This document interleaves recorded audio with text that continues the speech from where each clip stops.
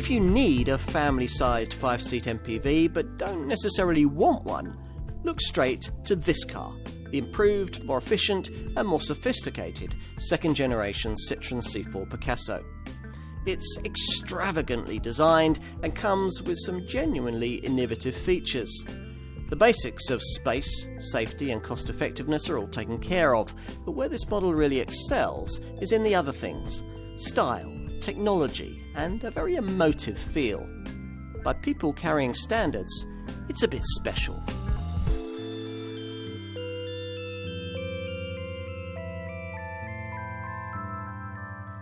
If you'd like a spacious MPV, you only need room for 5, and you want something that's sophisticated and state-of-the-art, then it's to this model that we'd probably direct you first, the much improved version of Citroen's second-generation C4 Picasso. The Picasso name launched both a generation of art and several generations of small Citroen people carrier. Now, the great Spaniards family fell out with each other over the decision to grant this French car maker use of Senor Pablo's famous moniker, but it's certainly been worth the legal wrangling for Citroen, with over 3 million Picasso MPV sales since the original Zara Picasso model was launched in 1999. In 2007, that people carrier was replaced by a far more modern successor, the C4 Picasso, a car that in 2013 was relaunched in a more futuristic second-generation guise. And it's the revised version of that Mark II model that we're going to look at here. It's tempting to think of MPV people carriers as one of the most boring sectors of car design. Boxes on wheels with little wit or verve to their execution. In this case, though, things are very different. Yes, what we have here is a box with a wheel at each corner, but as any kid at Christmas will tell you, not all boxes are created equal. It may have been designed to go head-to-head with 5-seat MPV rivals such as the Ford C-Max and the Renault Scenic, but in some ways, this Mark II C4 Picasso feels cut from rather different cloth. Emboldened by the success of their boutique DS line of cars, Citroen has decided to inject a measure of style and desirability into many of its other wares, and this design has certainly benefited. It looks like something that's just been driven off a motor show stand. As before, it's also available in 7-seat Grand C4 Picasso guise, but it's the 5-seat body style that we're going to concentrate on here. This variant's most significant rivals, those Scenics and C-Max models, have been considerably improved in recent times. So, in mid-2016, Citroen substantially upgraded this car to keep it competitive. There were minor styling changes, greater opportunities for interior personalisation, new generation connectivity options, and perhaps most significantly, 2 fresh petrol engines to try and balance the previous sales bias towards diesel power. Will it all be enough, though, to keep potential buyers interested? Let's find out.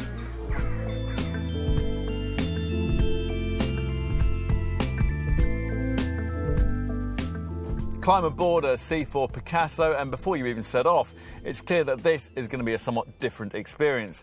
There are no conventional instrument dials and nothing directly in front of you, with key driving information instead displayed on a giant screen in the centre of the dash. The first thing that'll probably grab your attention, though, is this, a windscreen that stretches up and almost over your head, affording a panoramic view not only of the road ahead, but also of the sky above. The wishbone-shaped windscreen pillars have glazed centre sections to further boost visibility, and there's a low window line that not only makes manoeuvring easy, but should also give children a better view out and potentially stop them feeling sick. So, it's different to sit in then. But will it be different to drive? Let's find out. Now, we should start by telling you what's changed engine-wise with this car as part of the model updates we're reviewing here. Ever since this model's original launch in 2013, Citroen's been gradually phasing out the old, relatively inefficient 1.6-litre mainstream engines that it used to offer in its cars, VTI and THP petrol units and EHDI diesels.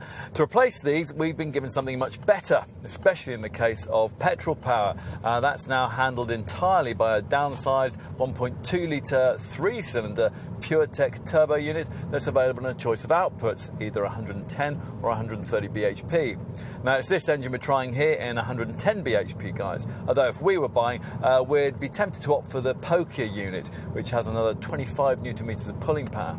That's enough to take you to 62 miles an hour in 10.1 seconds en route to 122 miles an hour. And that's a second better and 8 miles an hour faster than the base variant that I'm currently driving.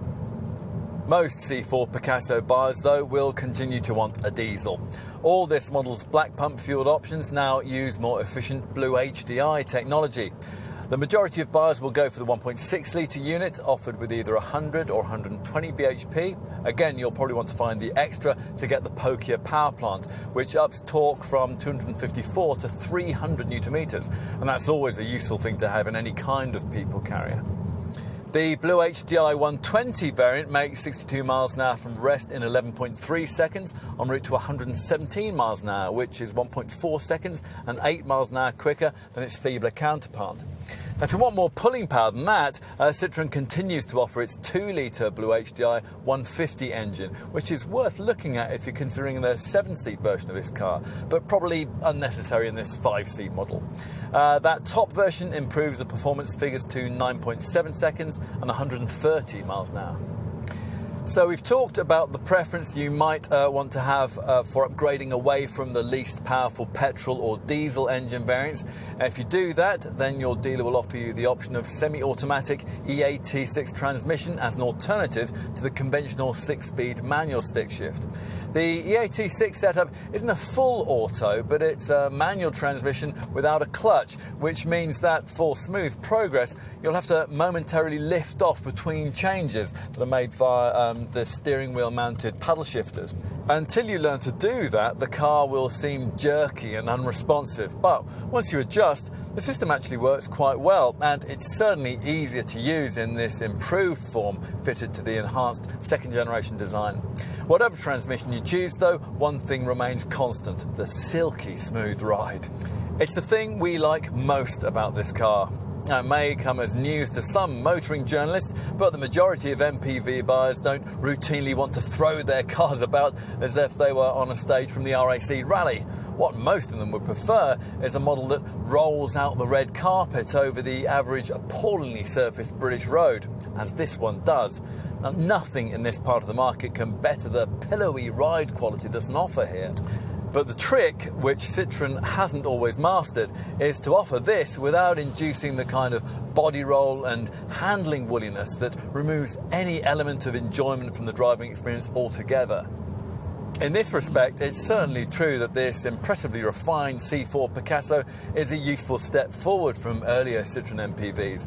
A light, stiff EMP2 or efficient modular platform has shaved 140 kilos off the curb weight of this second generation design, and that's certainly helped in making the car feel more agile. But it's still some way off the sprightly standards of a rival Ford C-Max or even a Renault Scenic in terms of steering feel and body roll. And in true Citroen style, the brakes are quite heavily servo-assisted, reacting to the merest brush on the pedal. Now, if you can ignore all that, get familiar with the car and even start to push it on a little through the corners, then you'll find that the anchors are reassuringly effective, the steering's actually quite accurate, and the grip relatively plentiful. It's just getting to that point. That's something that you probably won't manage on a brief test drive.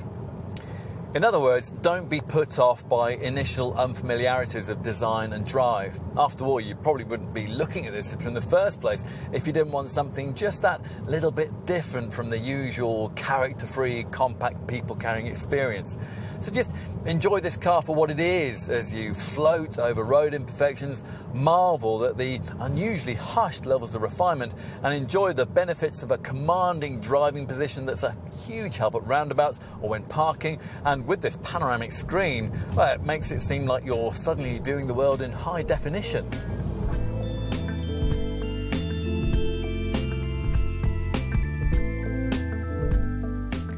If you want to make the look of an MPV more interesting, then you've basically got two options. One is to make it lower and more aggressively styled, but that'll affect practicality. And the other way is to make your people carrier look technologically sophisticated, trendy and futuristic, which is the approach that Citroen has taken here. A huge proportion of this vehicle's original development budget was lavished on its design, both inside and out. We liked it back at this model's original launch in 2013, and we still think this Picasso is an eye-catching thing. Obviously, Citroen does too, because the French maker hasn't made many aesthetic changes as part of this facelift. There's a smaller, lower grille surrounding the number plate, and you get extra chrome trim around these high-set daytime running lights. Plusher models than this one get more chrome in a U-shaped strip around the lower fog lamps too. Otherwise, things are much as before, with a distinctive three-tiered light signature and a windscreen that flows right up into the roofline. In profile, changes are restricted to a smarter design of alloy wheel. The rim choice varies in size from 16 to 18 inches, depending on the trim level you select. And between the arches are sculpted body panels that aim to put an end to the days of slab-sided MPVs and disguise the fact that this second-generation design was styled to be shorter and lower than its predecessor. Go for a plusher spec than this, and the central window area is surrounded by a signature chrome-trimmed strip. Moving around to the back, you get an Audi Q5 style clamshell-like tailgate that's wide enough to house a complete complement of rear lights that can be ordered with a distinctive 3D illumination. And a neat roof spoiler tops things off. And inside, well, the first thing your Citroen salesperson will show you is this panoramic windscreen. Push up this sun visor and your normal upward 28-degree angle of vision is increased to a massive 108 degrees. It's a better view out, in fact, than you get roofed down in a convertible, where the windscreen rail is usually directly above your head. Practically, it means that you don't have to crane your neck up when, for example, you're first in the queue at a traffic light. Subjectively, though, it does wonders in increasing the light, the airy feeling of this cabin, something that's further aided by these front quarter lights. The overhead extended glass section is progressively tinted so that the top of your head won't be. But if you really don't like this, then you can pull this sun visor back down to the point where the top of the roof would normally be. And that's just the start of the contemporary cleverness. Designer Frédéric Soubirous describes the interior as being inspired by contemporary loft-style living. Now, he clearly hasn't been in my loft, otherwise this interior would be decorated with old copies of Autocar and have the unmistakable smell of dead pigeon. But I can see what he's driving at. It's uncompromisingly modern, it's airy, there are a few touches that are quite extravagantly detailed too, like the optional relax front passenger seat that lets the occupant raise, stretch and rest their legs. The days of Citroens feeling built down to a price with all the design flair of a buffet car cheese sandwich are thankfully consigned to the past. So compare this cabin to that of, say, an old Zara Picasso, and you'd never believe they came from the same manufacturer. The dashboard's dominated by these twin screens. Now, most new cars have some sort of central infotainment screen these days, like this Citroen's tablet-style 7-inch touch drive interface lower display. But more unusual is this snazzily futuristic 12-inch panoramic HD panel up top, which replaces a normal set of conventionally dialed instrument gauges. Now, unfortunately, this feature isn't standard on entry-level spec variants, but if you're buying this car, do try and stretch up to a trim level that has it, because this is one of the defining parts of this high-tech design. This top screen is primarily there to show a virtual speedometer, but it can also be configured to display all sorts of information, such as cruise control and speed limiter settings.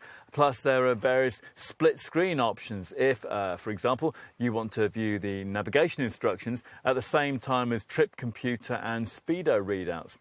You can also change the display of the dials from round to square, although not quite sure why you'd want to. More useful is the option of changing the screen's overall theme and uploading a personal photograph from a USB stick as a backdrop. We're not quite so sure about some aspects of the lower infotainment screen, although at least that is standard across the range. As well as managing sat-nav, stereo sounds and Bluetooth compatibility, it also aims to reduce dashboard button clutter by replacing a conventional set of ventilation and air conditioning controls. Now, while this seems a great idea in principle, it can be a bit annoying when, say, you're driving along with a sat-nav showing, to have to take your eyes off the road and shuttle through the menus just to change the temperature. stabbing away at the touchscreen to try and get a response. Now, call me a Luddite, but I think I'd happily go back to a rotary dial for that one. We've no complaints with the rest of this screen's functionality though. This lower monitor now includes a mirror screen feature, so you can duplicate your smartphone's display onto the monitor via either the Apple CarPlay or the MirrorLink Android systems. Plus you can activate compatible apps like Parkopedia, Fuel, Weather Crave and Rock Scout. Most models also get an upgraded navigation system too, the 3D Citroen Connect nav setup. Cleverer in that the screen recognises a wider variety of contact points, so you can pinch and swipe as you would on a smartphone, or use voice recognition if that's easier. The Connect Nav system can read your emails and text messages audibly to you, and there's also TomTom mapping data with real-time traffic information, local weather forecasts and information on car parks and petrol stations. Plus you can do local point of interest searches via the internet. It's all very 21st century.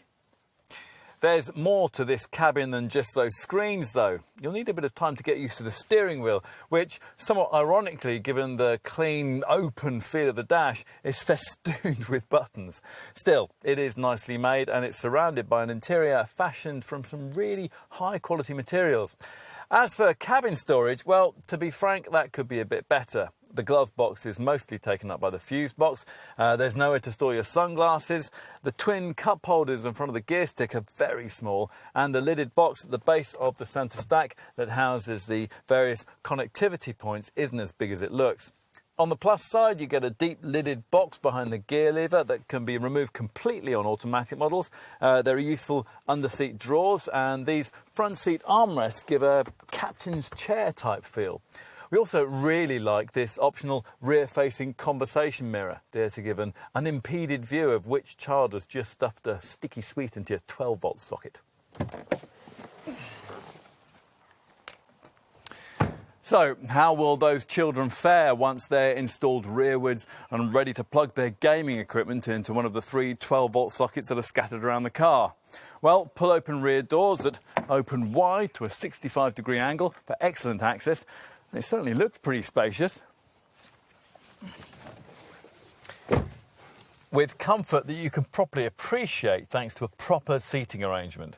Now, unlike many people carriers, this one doesn't position the unfortunate middle rear passenger with legs astride a central transmission tunnel and perched on some hard, narrow piece of bulging foam.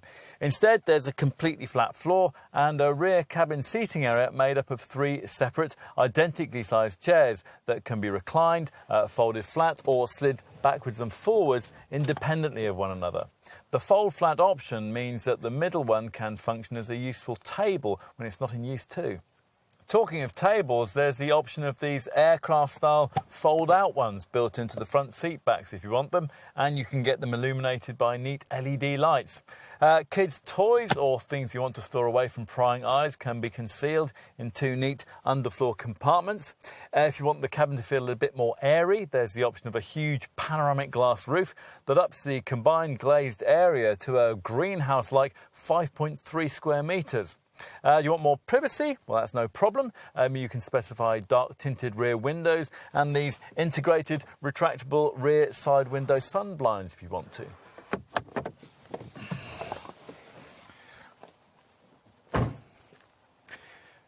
Now, everything I've said so far applies not only to this C4 Picasso, but also to its 7-seat stablemate, the Grand C4 Picasso, which uses its extra 169mm of length to house the 3rd row seating that larger families will want. And a bit of extra boot space too. Ah yes, I was coming to that. No doubt it was a great design idea building all the rear lights into the tailgate rather than, as would be more normal, splitting them between the hatch and the corners of the car. The downside of that approach is that it makes the thing very heavy, which makes the powered tailgate option quite desirable. A feature that's now operable with a wave of your foot beneath the bumper if you approach the car laden down with heavy bags. When the hatch is raised, you'll find yourself gazing at the largest cargo area in the class. Now, even with the seats slid right back like this, it's 537 litres in size up to parcel shelf height, and you can increase that to as much as 630 litres if you push these three chairs forward. Now, that's around 100 litres more room than you get in a similarly configured rival Ford C-Max, and 34 litres more than you get in a comparable Renault Scenic. It's a usable space too. There are 4 tie-down hooks, 2 bag hooks and a right-hand side compartment with an elasticated strap. You don't get any more space beneath the floor, but that is because, laudably, Citroen supplies a proper spare wheel, rather than one of those fiddly tyre repair kits. Fold the rear seats flat and you've a 1,851 litre cargo area to play with. And if you've got really long items to fit in, all models provide a fold flat front passenger seat, so you can carry objects of up to 2.5 metres long.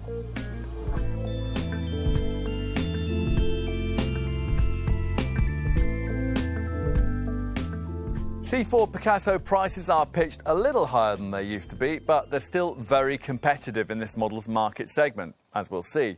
Expect to pay in the £20,000 to £28,000 bracket, and that makes this car around £3,000 more expensive than the brand's smaller C3 Picasso MPV. But the major decision C4 Picasso buyers are going to have to make is whether to choose this car or find a model-for-model premium of £1,700 to graduate it up to its 7-seat Grand C4 Picasso stablemate. You're also going to want to think about transmission, avoid the entry-level petrol and diesel options, and Citroen's efficient EAT6 auto unit is available as a £1,350 option. Now, time to talk in a little more detail about those engines, focusing on the 5-seat C4 Picasso model that's the subject of this film. Now, previously, at the very bottom of the range with this body style, buyers were stuck with a 1.6-litre VTI petrol power plant that was so old tech and relatively thirsty that it was virtually mandatory to find the extra £1,000 necessary to move on up to the base diesel. Thanks to the introduction of the 1.2-litre 3-cylinder PureTech petrol technology we've been trying here, though, that's no longer the case, and for low-mileage buyers, the green pump fuel unit can now represent a better choice. Now, if you can manage it, we also think it's worth finding the £800 premium to go from the base 110 brake horsepower version of this engine to the pokier 130 bhp variant. Most C4 Picasso customers, though, will continue to want to find the extra for one of the Blue HDI diesels. Now, prices start from just under £21,000, and there's a premium of around £750 to go from the base Blue HDI 100 units to a mid-range Blue HDI 120 variant that's more relaxed, courtesy of its extra torque and its 6-speed gearbox. Both engines are 1.6 litres in capacity.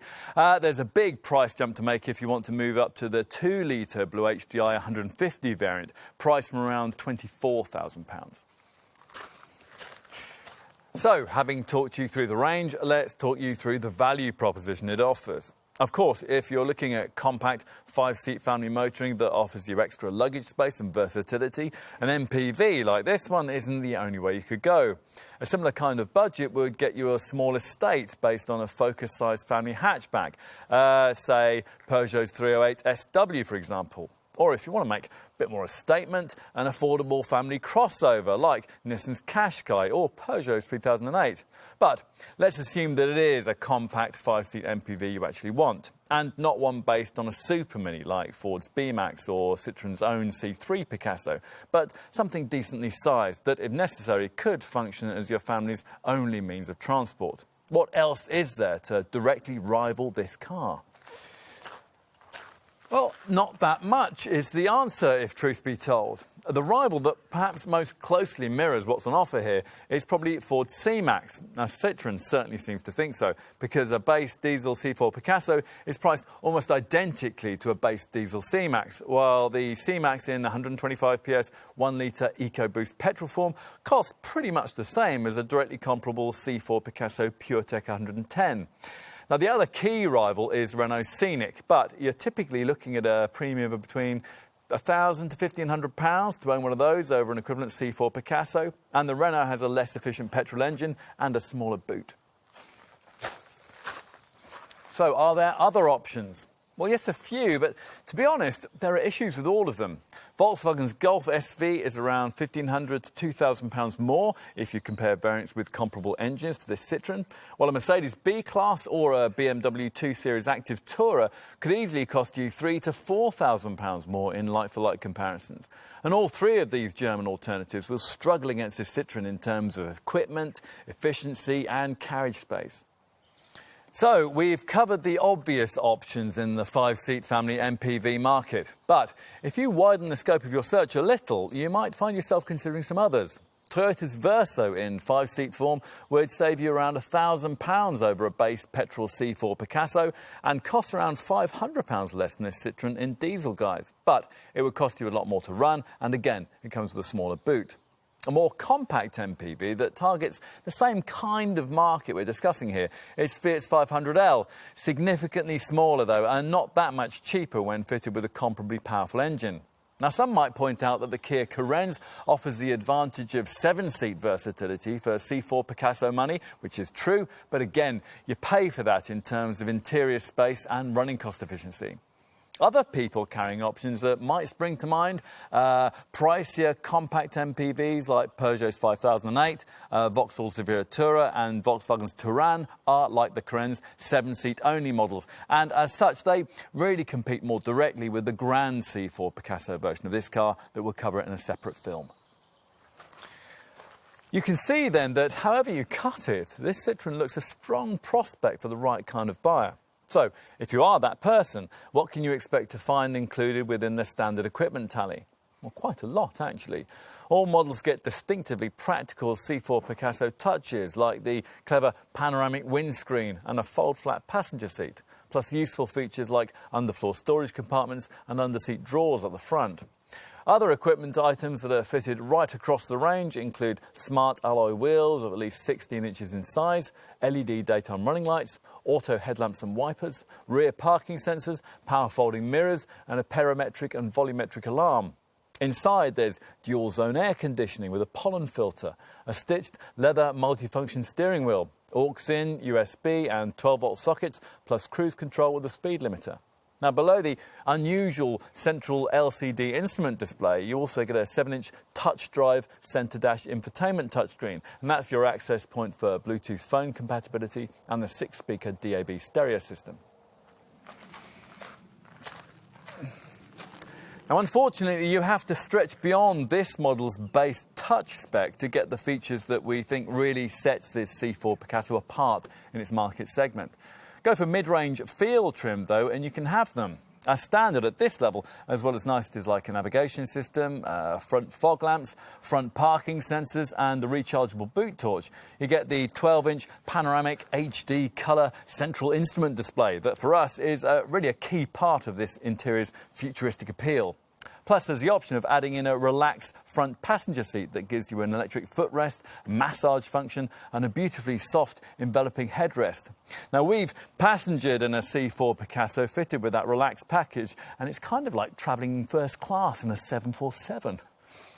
At the priciest end of the range, the flagship Flare variants include that relaxed package as standard, as well as extending some of its luxury to the driver too. At this top level, your C4 Picasso will also come with larger 18-inch alloy wheels, a huge panoramic glass roof, a reversing camera, a park assist system that'll steer you into spaces, rear privacy glass, 3D effect LED rear tail lamps, a keyless entry and start system, and a powered tailgate that you can open with a wave of your foot if you're approaching the car laden down with bags. Plus, there are rear seatback tables and sun blinds, along with what is possibly our favourite touch, a rear seat conversation mirror that helps you keep a better eye on the kids in the back. On to extra cost options you could consider adding to your C4 Picasso. Now, metallic paint is available, of course, plus a lovely lustrous onyx black paint finish, and if you wanted, a bitone black roof. Half leather or full leather upholstery packages are also available, along with xenon headlamps, a 360-degree camera system, and practicalities like a demountable tow bar and the usual roof racks and storage systems for bikes, skis, snowboards, and roof boxes. Bear in mind, too, that if you go for a basic level of standard spec, you can add in many of the nicer features you might want as individual options. Although it's better first to consider having what you want bundled up as part of one of the various optional packs that Citroen offers. Let's cover those now. You can have the child observation mirror and the rear side window blinds I mentioned earlier if you go for the inexpensive kids pack that many C4 Picasso buyers specify. If you've got more to spend though, bear in mind that those two items also feature in a convenience pack for base touch spec models that additionally includes navigation and keyless entry, so you might prefer to go for that. Alternatively, if luxury and aesthetics matter more, you can also add in a style pack. Now, on a base touch variant, this includes 17-inch wheels, dark tinted glass and a panoramic roof. Get your style pack on a mid-spec feel model and the wheel rims are 18 inches in size, plus as well as the features I just mentioned, you get LED technology for the rear lamps and the front indicators too. At that mid-spec feel level, there's also the option of a feel convenience pack that gives you a powered tailgate, the park assist system, active radar-guided cruise control and an auto-dimming rear-view mirror. Plus, it additionally includes 4 key electronic safety items too. An active lane departure warning system stops you from drifting out of your lane on the highway. A blind spot monitoring system stops you from dangerously pulling out to overtake. An active seatbelt safety system uses Mercedes-style seatbelts that pull back automatically when you buckle up to optimise protection. And finally, intelligent beam headlamps that automatically dip themselves in the face of oncoming traffic at night. If all you really want are extra electronic safety features like those, then your Citroen dealer will direct you instead to one of the optional driver assistance packages. Now, there are 2, and both come with the lane departure, the blind spot monitor and intelligent beam systems I just mentioned, as well as also including an electrochrome rear view mirror, a driver attention alert feature that prompts you if you seem to be getting drowsy, and a speed limit recognition system that pictures road signs as you pass them and that displays them on the dash. Now, we'd be tempted to upgrade to the pricier driver assistance package too, because it includes 3 further electronic safety features that we'd really want. Active radar cruise control, where that'll automatically keep you a safe distance behind the car in front at highway speeds, speeding you up or slowing you down to suit the traffic conditions. An emergency collision alert system alerts you if you're getting too close to the car in front, and an active safety brake setup scans the road ahead for potential collision hazards as you drive. Now, if one is detected, you'll be warned. If you don't respond, or perhaps you aren't able to, then the brakes will automatically be applied to decrease the severity of any resulting accident. Having tried most of this stuff, I'll tell you that the radar-guided active cruise control works well, but it's fiddly to activate. Setup requires use of the steering wheel buttons, manipulation of the infotainment touchscreen, and attention to the top digital display. The active lane departure warning system, meanwhile, uses a vibrating mechanism that buzzes the seatbelt against you when the wheels stray over the lane delineating lines without you indicating. It's rather irritating, actually, but maybe that's just the point. So we'll finish by covering off the standard safety features that are common to all C4 Picasso models. As you expect, there are twin front, side and curtain airbags, plus ISOFIX child seat fastenings on all 3 rear seats. Now, to try and keep these things from ever being necessary, there are the usual electronic assistance features, including traction and stability control, plus ABS brakes with brake assist for emergency stops. It all accounts for a 5-star Euro NCAP safety rating and an 89% score in the testing programme's child occupant category.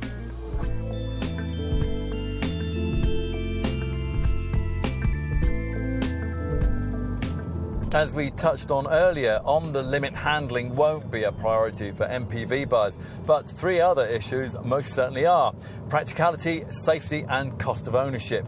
Now, the first 2 areas are well covered by this car, but does it stack up on the balance sheet? Well, when this second-generation C4 Picasso model was first launched back in 2013, Citroen went back to basics to try and ensure it did, improving the aerodynamics, adding in stop-and-start engine technology, and most significantly, using a more modern EMP2 chassis that saved 140 kilos of weight.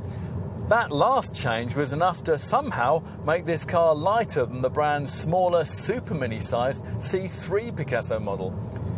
Having done all of this, it was rather a pity that from launch this car was saddled with the rather old-tech range of 1.6-litre engines, the VTI petrol and EHDI diesel units that most customers chose, being a little off the pace in this segment when it came to efficiency.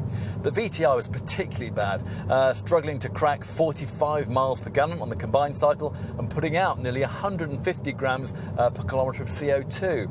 Forget all of that now though, because this C4 Picasso's mainstream power plants have transformed themselves when it comes to providing frugal running costs. Take the petrol models. Now whether you choose the 1.2 litre 3-cylinder PureTech unit in 110 guys or this 130 bhp form, you can expect around 55 miles per gallon on the combined cycle and 115 grams per kilometre of CO2. And there's no downside if you order this pokier unit with the E86 auto transmission. That means your Picasso will qualify for road tax band C, which costs £30 a year. If you prefer Blue HDI diesel power in either 100 or 120 bhp guises, you're looking at around 100 grams per kilometre of CO2 and 74.3 miles per gallon. Now that'll be enough to keep your C4 Picasso exempt from road tax entirely. So how have Citroen's engineers achieved such big efficiency gains? Well, with the PureTech petrol models, the answer lies in lighter weight and a 30% reduction in mechanical losses due to friction.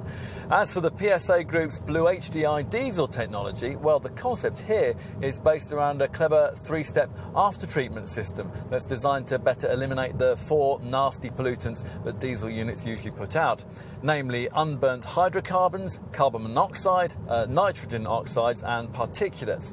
The first stage sees the unwanted hydrocarbon and carbon monoxide elements converted into harmless water and carbon dioxide.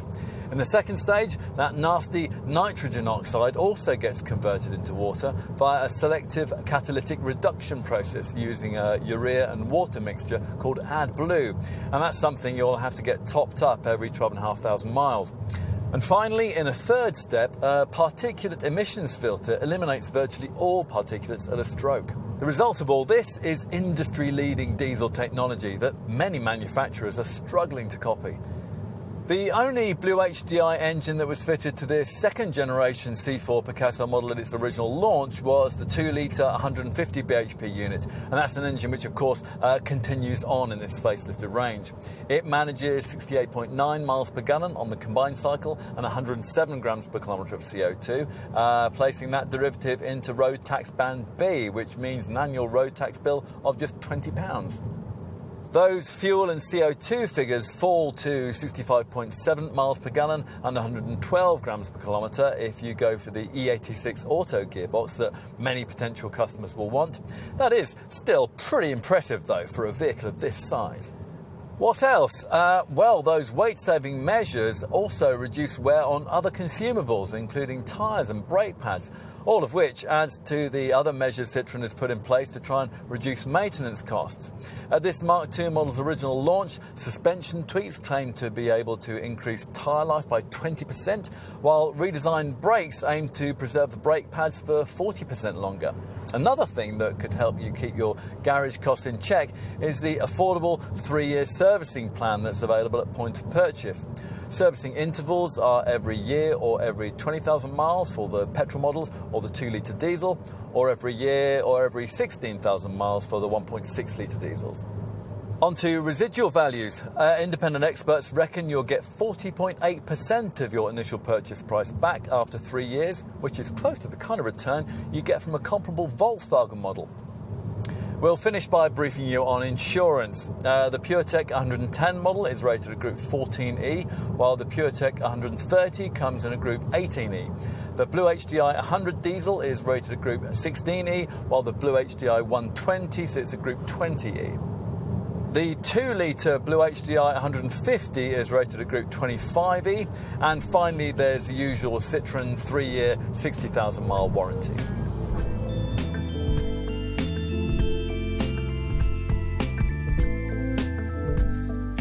Not every family needs 7 seats in an MPV, and for those that don't, the C4 Picasso has always offered a smartly styled, high-tech equipped and very practical alternative. It's not especially enjoyable to push hard, but that's because it's aimed exactly where it should be targeted, at mums and dads rather than at driving enthusiasts, with impressive long-distance comfort that you'll also appreciate on a school run, day in and day out. This second-generation version developed this proposition and then further sharpened it with the well-judged package of revisions that we've been reviewing here. In its original form, this Mark II model's futuristic looks always seemed a little out of kilter with the old-tech petrol engines and the rather basic levels of media connectivity provided. And with all that sorted, this C4 Picasso offers perfect proof that a people carrier can do more than just provide comfortable, efficient transport. It can be, well, what Citroens once were: clever, futuristic, expressively designed. Cars you'd be genuinely proud to own.